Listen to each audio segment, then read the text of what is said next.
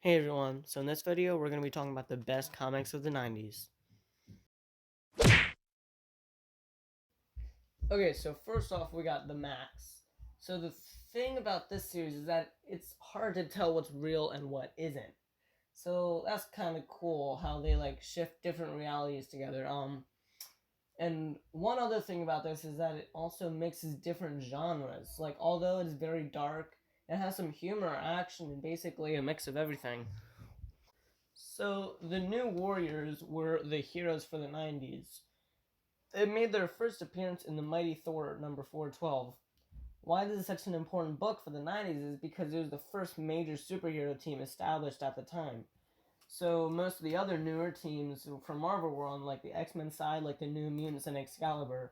So that's why this one is a key issue, and you can get it for pretty cheap as well. So, Spawn. We all know the deal about this famous comic, so I'll cut it short. This comic was original.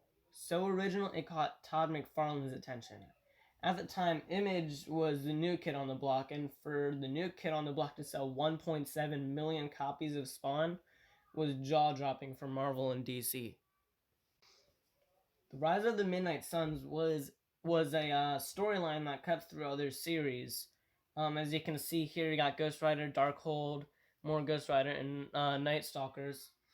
I like comics like this, as well as Civil War 2, how the story goes for a few issues in the series, and then comes together in one epic volume at the end. But this doesn't do it; it just cuts through in six parts in 6 different series. So, the Midnight Suns consists of Ghost Rider, Blaze, and Morbius, who seemed ideally suited for the 90s.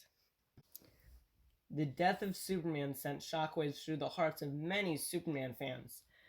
This issue shows the return of Superman, but without it being cliche or any cheesy stuff. The death of Superman was the biggest plot twist any comic industry could pull, and that was to kill the unkillable man. Next up is X-Force #1.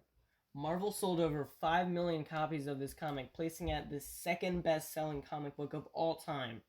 The New Mutants served as the stepping stones and led the pathway for X-Force.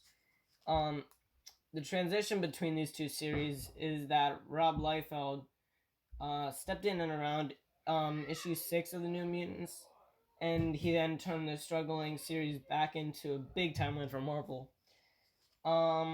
But why did X-Force #1 sell so many copies?